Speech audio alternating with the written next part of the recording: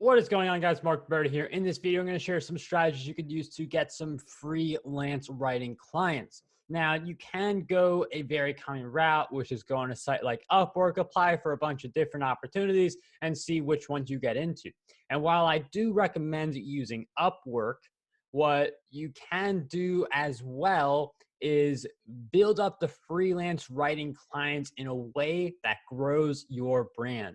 So all of these strategies that we cover, not only can they help you get freelance writing clients, but they also help you with growing your platform.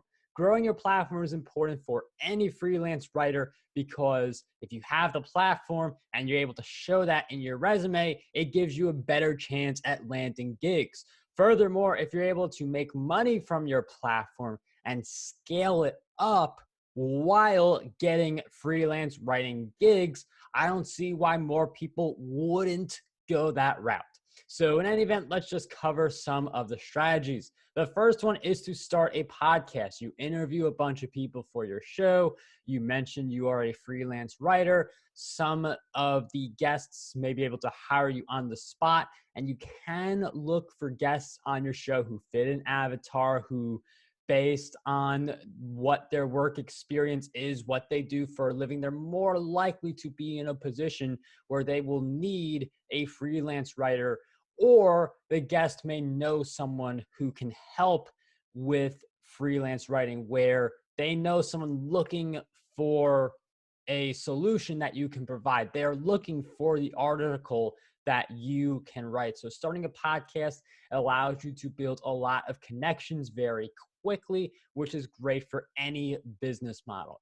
The next thing to do is to just share about your journey on social media. So talk about your wins, talk about writing articles for certain clients. You don't want to mention names of clients if you have to sign an NDA. So I definitely want to play in the bounds. But when you share your journey on social media, you're basically telling people, I am a freelance writer. And some friend may know someone looking for a freelance writer, or someone who you knew a while ago. Now they are looking for a freelance writer. And at the same time, even if you have a social media community that isn't really interested in hiring you for your freelance writing work, you are getting more engagement, you are attracting more people into your community, and some of the people you attract in your community, well, they may be looking for a freelance writer. Social media, a lot of people understand that posting on it pretty often, using the right hashtags, doing all that social media best practice stuff, it helps with growing a platform and reaching more people. Why not do it in a way that also highlights your work ethic, that highlights your freelance writing, so potential employers, but people who are looking for someone to fit that role as freelance writer, they can see your work and know you are a good fit. The final creative strategy is to be active in writers groups. Reply to comments, post stuff in there, make yourself known in the community. Now, this is going to serve a few different angles. One of them is you might have someone in there who is looking for a freelance writer.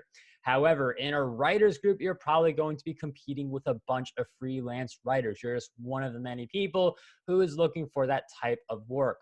However, the group can also serve as inspiration. So some people may post income statements. Some people may share best practices for landing freelance writing work, because while a freelance writer wants to get as many gigs as possible, you reach a point where you just can't commit additional time to additional opportunities. So, hey, let's just teach people in the group how they can up level their game. Like some people, when they reach that income level that they're pretty happy with, it feels pretty stable, they've got more clients that they can handle, you want to give back a little bit.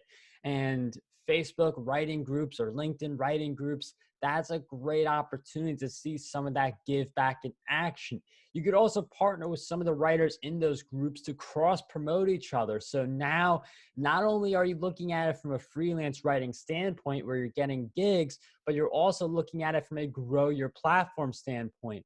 And there are certain sites like Medium and YouTube where you get paid to post content. It's not like you're going to receive a set amount of dollars for each new piece you post, but some pieces, they'll fall flat. Others can make hundreds or even thousands of dollars. That's what some videos here on YouTube make. That's what some articles on Medium make. And when you are doing all this cross promotion and partnering up with writers in these groups, you are doing a little bit each day to further expand your platform, reach a larger following, and be able to eventually reap all of those rewards.